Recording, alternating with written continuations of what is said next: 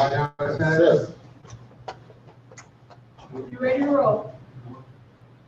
Okay. Well, that was kind of an improvisation, but you can work with that, right? Okay. So hello world, this is Edward Bevilacqua here in Las Vegas at the Novum-U classroom at Wellcare. And this is Wellcare graduation, another special graduation here in Las Vegas. And today we have a very special graduation because this is somebody who started the class at another classroom, completed that, stage one, sort of, and then came here and finished, has been doing a very good job. And so it's a special graduation today, and we owe a lot. This is also the second graduation here in our new classroom. Last week we did it over there, and what we're missing is the signs on the back, the university signs. But I think this will work out. It's easier to do. We had to do a bunch of stuff before. And we will definitely bring the lights in for next week, so it'll be a little bit better for that too. You have somebody painting on my camera. We could do that. So I'm looking at Dave for editing little things like that out. We can actually, if you want, take pictures of the signs up there. I probably can get them in that. Oh, okay. So this has been a very good week strategically for us. We've had some good things happen in addition to Elisa graduating. One thing that I'm very proud of is on Monday, I received an email from whom? Barbara Oakley. Who's that? Learning how to learn. Barbara Oakley is the author of Learning How to Learn, which is the Coursera class that everybody has taken since maybe 2013. She's the lady on Learning How to Learn. Yeah. Okay, she came to our classroom last year in the jail to see what it was like. Class? What? She's gonna come to this class? No. Maybe at some point. But on Monday, she sent me an email with an introduction to somebody at the White House, Executive Office of the President, White House, Wayne Layton, as an introduction. And she introduced me to Wayne as somebody who's working on President Trump's prison reform program. And she introduced him to me as somebody who's involved in the prison experience. On Wednesday, so I sent a thank you and reached out to him. And then on Wednesday, he replied saying, "Thank you, Barb. Great to meet you, Ed. Anxious to hear what you have. Are you available for a call tomorrow at 8?" And I replied, "Absolutely." Your time, right? Question mark. Because he's in Washington, DC. So yesterday morning I was up early, got a good night's sleep, but you're kind of processing in your mind, brain is still working. What am I going to say? Then I got up early, and in my personal copy of Jordan Peterson, 12 Rules for Life, I was taking some notes in the back of, an outline of what I wanted to make sure to talk to him about. Figuring, I'm going to have about 5 minutes, maybe 6, 7, to talk to him, an introduction of what we're going to talk about. So I go downstairs, I make my coffee, have the French press, and I'm sitting there, have my headset on, pen in hand, sitting there thinking, what time will he call, or what time should I send an email saying, well, are we doing this or what? And at 5:02 a.m., ring, ring, and it has a, one of those numbers you can't really call, but it ends in 0000, and it says Washington at the bottom of the caller ID. So I figured it could be him. And so I answered, and it was Wayne. He introduced himself. We had a little bit of chit chat, talked about things, and then he got right into it, wanted to know what we did. And after maybe about 10 minutes, one of the things he said is that he has spoken to as many different nonprofits, other organizations, concerned people, schools, all types of people about what should happen in prison reform. But he said, but you, meaning we, you, meaning us, we have boots on the ground because we're actually educating people, and we actually have classrooms in prisons. Where other people talk about it, we actually do. And the kind of education we do is 100% geared towards employment, learning important marketable skills, hard skills, and getting people on a path to a purposeful and meaningful life. And so we had a very good discussion, and then at 8:51 his time, so 49 minutes into the call, he said, I have to get ready for another meeting in a few minutes. But it was really good, and we came up with the list of to-do items that I was going to do for him, which I started doing. I'll finish doing those, and we are now we can proudly say that the White House has asked us how we do it, what we do, and I can assure you that the answers I was giving him was new information to him. It wasn't like ping pong back and forth. He says something, I say something, and he responds saying, yeah, about this. It was more like, and how about this? And what about that? And how about this? And what if we try this? From him and me providing information. And then one thing I learned / recalled from the past is one way, and this is a thing for you to know, this is kind of a take home. One of the things that you should know is if people say, what are the lessons learned? What lessons have you learned? Well, no, just in life, whatever the subject is, what lessons have you learned? What did you learn from that experience? If you don't have a lot of lessons learned, what does that mean? You don't have experience, right? If you're just getting into the business. So like, let's say he's talking to somebody who has a lot of theory, they've done some studies, they've done some things, and they say, okay, well, what lessons have you learned from educating inmates? What would they say?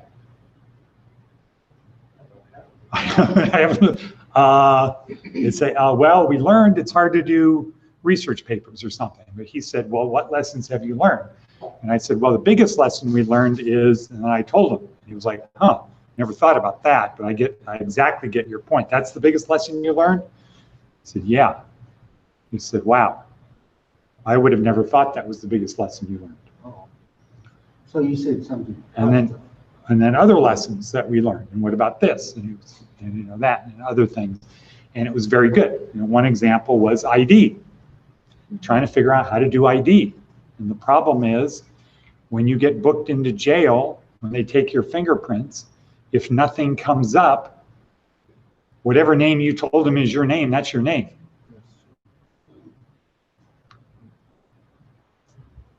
Make sense? Yeah. Right? Well, you could say, my name is Donald Trump. And if nothing comes up when they check your fingerprints, guess what your name is now? Donald Trump. It's Donald Trump. And what happens the next time you get arrested? What's your name? Donald Trump. Your name's Donald Trump. And it becomes a big problem. You might think you're kind of being a little bit clever or funny, like, oh, good, I'm going to use a phony name. So when I get out, and if anybody wants to check, it won't ever show that I've been to prison or jail. Except when you try to get insurance or other things, or any other time your fingerprints are run and they check your fingerprints, it's going to be, wait a second, you're not who you say you are, because we have fingerprints, we have your fingerprints, and your name is Brian, or Donald Trump, your name's Donald Trump. Well, the DMV says, we're not giving ID to somebody just because they said their name is Donald Trump and they have a prison ID. Yeah. So what they want to do is they want everybody coming out of prison to have ID, because you can't work, right? You get out of prison, you don't have ID. How are you going to get a job or jail or you know, wherever you are? You get on a bus and you end up in Las Vegas. You get off the bus, you don't have ID. You can't legally work. You lose your wallet. Can't legally work without ID. And so there's a big problem with people coming out of prison. Aura in Class A told me she doesn't have ID, and they haven't even ordered her birth certificate, which I said we would order. But my thing is, we'll order it when she gets into our house, Yeah. except she's going to Freedom House. And they won't take her without ID.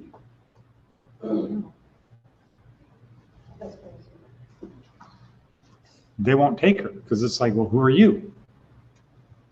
And so that was another thing we discussed. But anyway, he learned a lot. We're very proud that we actually had a 49-minute call with somebody from the White House who said, you actually have boots on the ground. You're the first person I've talked to with boots on the ground in this thing. And so that was good. Today, this morning, I had a meeting. We're supposed to be a short meeting. It was supposed to be at 9, but you know, we're not really good. We can do the impossible things, but the easy things we really suck at. But the impossible things we do. We're good at the stuff that nobody else can do. But the easy stuff like, hey, can you put down a note? Can you send me a text or let me know that there's a meeting at this time?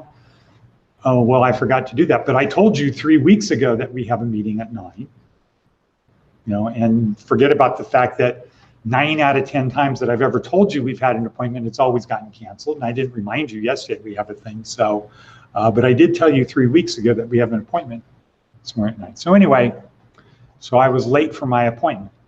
It was at 9:30, but that's okay because the guy I was meeting was 25 minutes late. I was 30 minutes late. He was 25 minutes late because he had something else. And this is a guy who's like sort of like the number 2 guy. Maybe he's not the number 2 guy, but a key guy at Americans for Prosperity.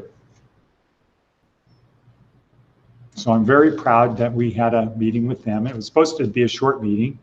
Then it got to be 11:30. It was like, oh, I got to go. It was 2 hours and we could have kept talking. So Americans for Prosperity. Who's that? It's an organization. Yeah. Okay. It's an organization that is created and financed by the Koch brothers. Who's that? Anybody know the Koch brothers? Yes. What are they? Not Coca-Cola. No. It's spelled K-O-C-H. Huh? They're one of the big packs. Yeah, these are billionaire coal people. They're conservative, but not Republicans. They're libertarians. And they believe in limited government. And they have a national organization called Americans for Prosperity. And they encourage reduction in laws that limit freedom. So one of their initiatives is prison and voting. And they're not friends of, they're not supporters of President Bush. So they're not Democrats, because Democrats are more on the end of the spectrum of the government will take care of you. Don't worry about it, we'll take care of you. Or the Republicans are more on the end of business will take care of you. Libertarians are sort of on the spectrum of you can take care of yourself. And so, so I was there, you know, for about 45 minutes, met with their guy, very good guy. His name is Wiz. He was on a football scholarship at UNLV, 4-year scholarship. And sharp guy, good guy, articulate guy, passionate guy. And then we talked about what we do and some of the opportunities. And here's a simple one that I'm proud to say I think that we're going to pull off with them, which is a letter of appreciation to employers, companies that employ our students. So like 7-Eleven, Todd and Chin getting a letter from Americans for Prosperity. This says, thank you very much for hiring students from Novum-U. From Novum-U. Thank you for helping Novum-U, hiring students and doing things like that from Americans for Prosperity. And then they would be able to say, wow, guess who acknowledged us? The Koch brothers acknowledged us. And then we would do this with our other employers, Fifth Avenue Restaurant Group, Grimaldi's, Goodwill. And then Lauren would have this as a tool to go to other prospective employers of one of our strategic partners is Americans for Prosperity. So that's kind of a good thing. So that's kind of taking us now into the realm of White House, Koch brothers. And then when I was on the phone with Derek a little while ago, he has found a potential new housing program for us. And it's an apartment building that we could get 10 or 20 rooms, large rooms. They have kitchenettes. It's on Stewart and 10th. Anybody know where that is? No, it's not there. No, it's not there. It's not that property. But a property there that I think that we might be able to get 10 rooms, 10 or 20 rooms there, and have that as, instead of going to Wellcare before our housing, you go to our housing before you go to our housing. And that we would invite Wellcare, if they wanted to take some rooms, they could also. But you know, housing is a key part of what we do. And we're starting to get people coming out of prison that want housing. 2 guys got out this week. Claudia got out yesterday. Yeah. And Cotty is getting out on Tuesday, I think. She's not coming, but we have a lot of people, and there's a lot of new people in the class that are on short. They're like, we have like 6 women getting out in June. Yeah. So it's been a good week for us from our school perspective, and from a classroom perspective, we had lunch with Wellcare caseworkers the other day. We're going to turn that into a monthly thing. We invite them to come over here and learn what we do. But we have gathered here today to take our weekly quiz, but also to acknowledge one of our students who started in February 11th, and has stuck with it through thick and thin. Was the second woman to do Mark Antony's speech, but you could have been the first, right? But you were out and she did it, Yeah. Aura. Yeah. So you could have done it. I wanted to do it while you were there. Okay, you wanted to do it in live here. Okay. Or I missed a day, I think. Something happened. Or was Mike there or something? Yeah. What was up? Okay. Yeah, I was there. So she kind of snuck in, not snuck in, but because I think Aura and Elisa and Sylvia were all helping, motivating each other to get it done and move forward. Well, so Elisa was one of the first groups, was in the first group, the first historic group at Wellcare, not at Wellcare, at Florence McClure, to the first class at Florence McClure. That was an historic thing.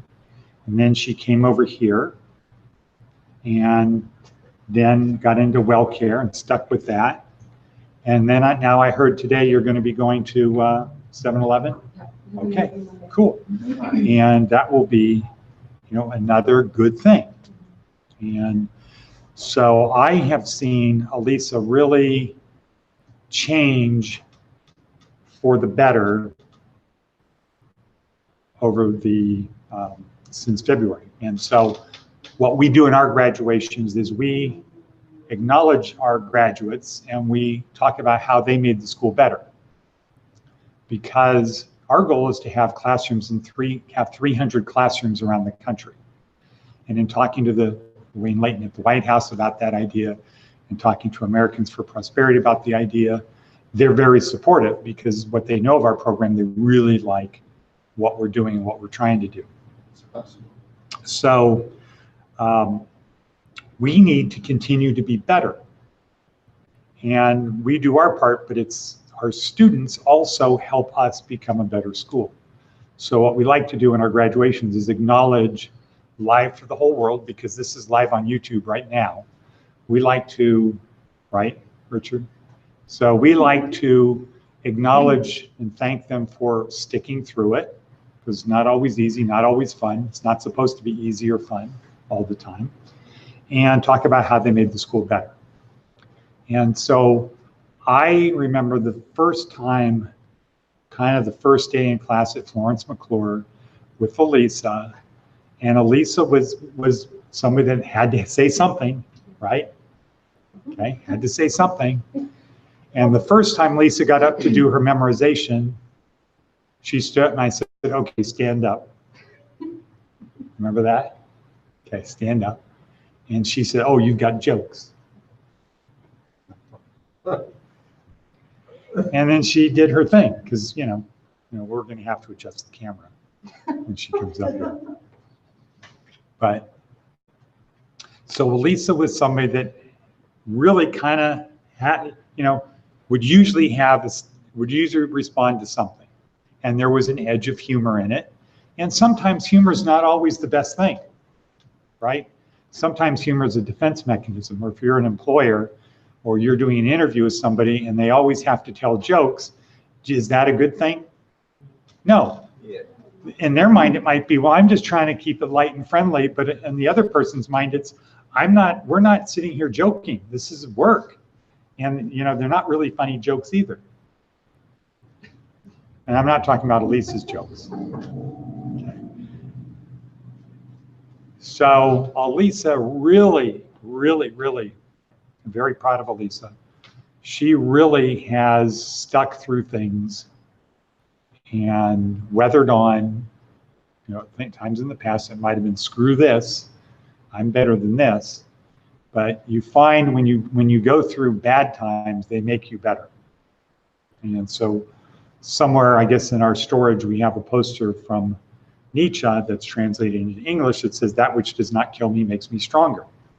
And I think Elisa is absolutely a proof of that, that concept. And not that she's trying to kill herself, but just that she really has gone through a lot and stuck with it.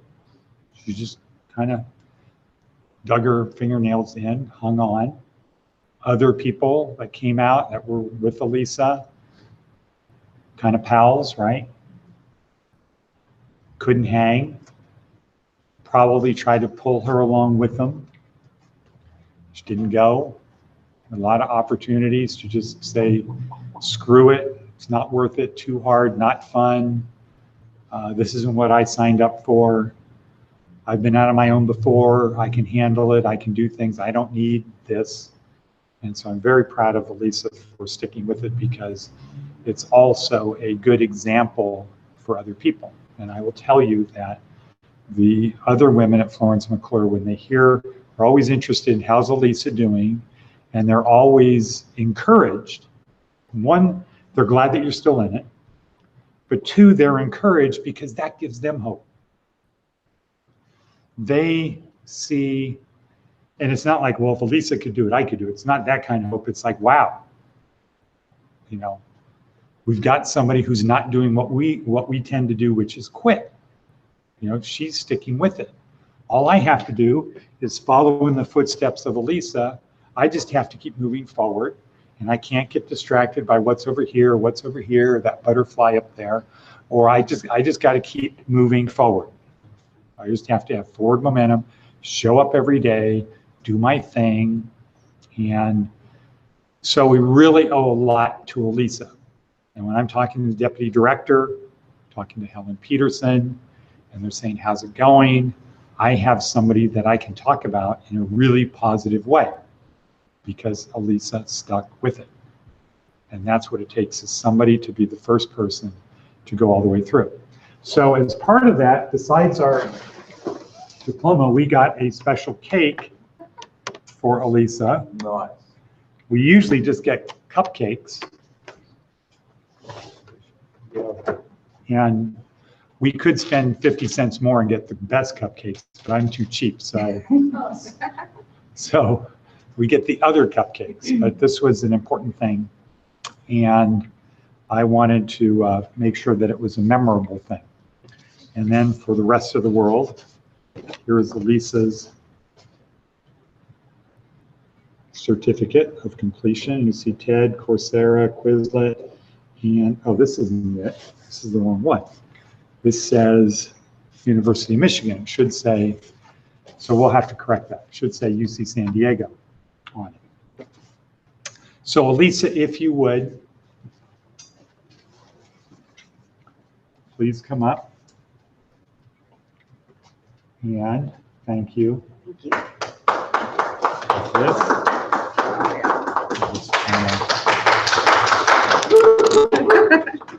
Now, the women at Florence McClure, I think we should do this. The women at Florence McClure have a tradition, which is when somebody finishes their thing, in this case it'll be Elisa, when they finish their thing, they hold their pen like it's a microphone and they drop it. Mic drop. Yeah, that's what they do. So we should do this so that they can see that too.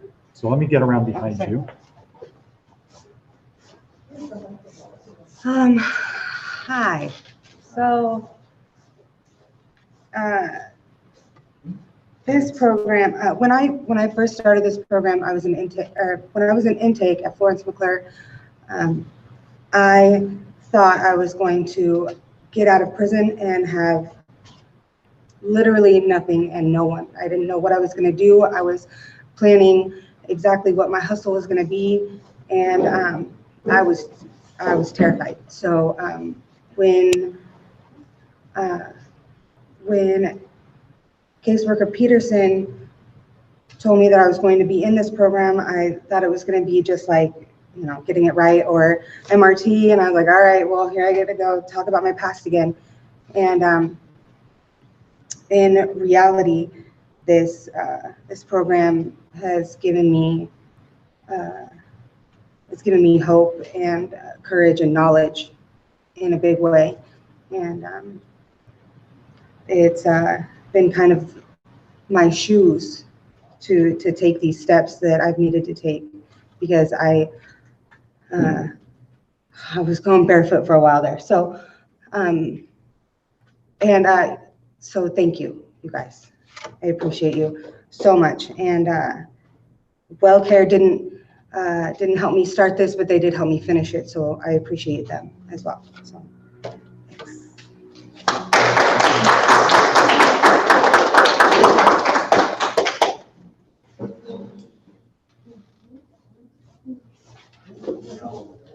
We're bringing in the A team. Thank you, Lisa. Where am I? Oh, all right. So we end our thing with Andrew, who is in class number 1. And Andrew's been in housing the second longest, right? Okay, so I was looking over there at Richard to see if he was going to give me, was going to mad dog me if I said that Andrew had been in housing longer. Andrew was in the program first, but Richard has been in housing since, was it right after Christmas or right before Christmas? After New Year. Right after New Year's. And when did you come in, Andrew? Second week of January. Okay, second week of January. And these guys have been in the housing together, not right now, but in the house together for many, many months. And so we're going to have Andrew do what he does, speaking as someone who's been through the Wellcare program, and we're very fortunate to have our relationship with Wellcare. Actually, not a relationship with Wellcare, but being able to help them help people who need help the most. And so Andrew's going to do that. And then there's Kevin over here, just so we have it on the record. Kevin, who was in class number 1. and Brian, who was in class number 1, that, we have, there's about 50, 60 people in here world. And we have 1, 2, 3 people from the first class that are either still here, like Andrew, and then 4 if we got housing, 3 people from the first class. And Andrew has been here from the beginning. Were you in the first day of the first class? You came like the second week? The second week. I The told second him week. about it. Okay, Brian, okay, good, cool. Brian brought you I in? told him. Okay, so Kevin is very good at making things up. But he's got a good laugh, so we like him. It's that Ethiopian humor. So we have 3 guys in here that were in the first class. Brian was doing great, Yeah. and decided he knew everything, right? He had the system figured out, and oops, life came crashing down, right? Yeah. Which it does, but he's back.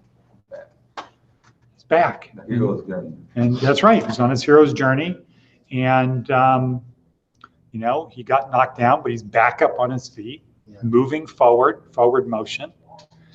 Kevin was out chasing butterflies, right? Okay. So Kevin is we're always happy for you to be here, and you have a good attitude and you make it better. Now we just got to get you to want to keep the jobs that we have. What's happening with Kevin on employment? Kevin? Okay, anyway, moving on, we'll cut that little section out. Dave is here, who graduated last week. What happened to Alan? Is he gone? Is he in housing? Yeah, I think he still is. Okay. He just lives at the Ludwig house. Oh, so maybe you can't have transportation? Okay, all right, we'll talk to Wellcare about that. Try to figure something out. And then we have some new students, and they're kind of, helping move the bell curve a little bit to the right. That's good. But so now I'm going to turn it over to Andrew. Andrew's going to do his thing. Then we're going to have cake and celebrate the end of another week where we had forward progress. Everybody did well. It was good to see you focused on getting the work done on our weekly quiz. It's supposed to be challenging. It's a type of a law. So now you know what law school tests are kind of like. You can't finish them. If you think you're going to finish in the amount of time, or if you think you finished early, you failed. And did anybody find that the multiple choice questions, it was hard to figure out which was the right answer? Not really. Okay, well then you failed, because there's always at least 2 correct answers. On those, you got to pick which is the most correct. And on our thing, the most correct is the one that's a quote. So if you have 2 answers that are correct, one of them will always be a quote that somebody said in the TED Talk, and the other one will just kind of be like, this is what they meant at some point, or a deduction. But anyway, so I'm going to bring Lisa's cake back, and Andrew's going to come up, and we're going to say a prayer, or what are we going to do?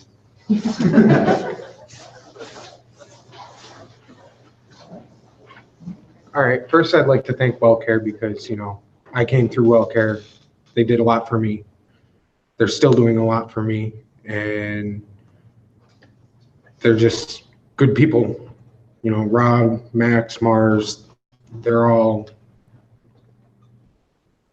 doing what they can to make everybody's lives that much better. I'm not really prepared for this week, so it's going to be short.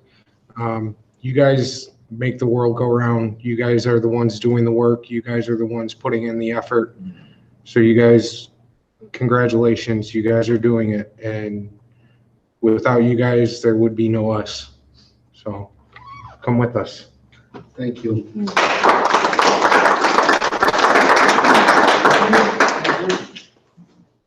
Okay, so does anybody have any questions, any jokes? I had to say a poem today at Florence McClure, so I'm going to do it here. It's actually 2 poems, so I'm going to do them here. Now, how many people have done Pippa song? Okay, do you still remember it? The year. The years in the spring, the days at the morn, the hill, mornings at 7, the hillside dew pearl. The lark in the green with snails on the thorn, God's in his heaven outside. Good job. Okay. Now, did you know that, Richard? Okay, good. Richard still remembered it. So that was written by who? Robert Browning.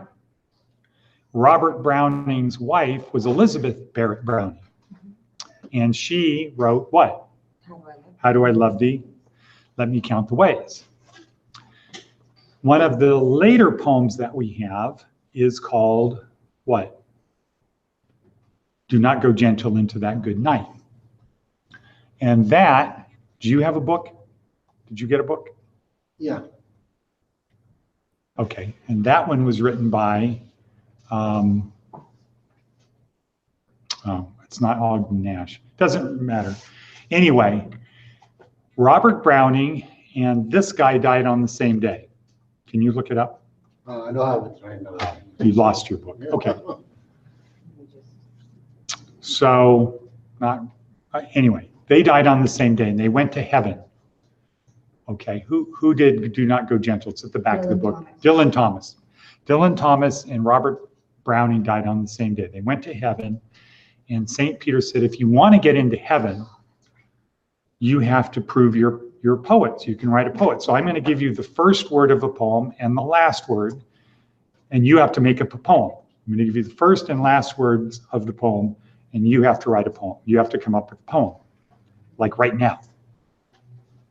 And the first word is as, and the last word is Timbuktu. Oh. Robert Browning, you go first.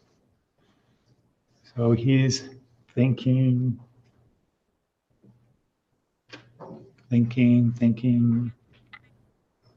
Okay, I got it. As I was standing by the shore, I heard the ocean loudly roar and saw the ships go sailing through destination Timbuktu. Okay, you can go in. Okay, Dylan Thomas, your turn. Okay, I got it. All right. As Tim and I a walking went, we spied 3 ladies in a tent. As they were 3 and we were 2, I bucked 1 in Timbuktu. You didn't like it, Dave? That's a good one. Okay. So I guess the women think it's funny. Okay. So can we get somebody to say cut? Cut.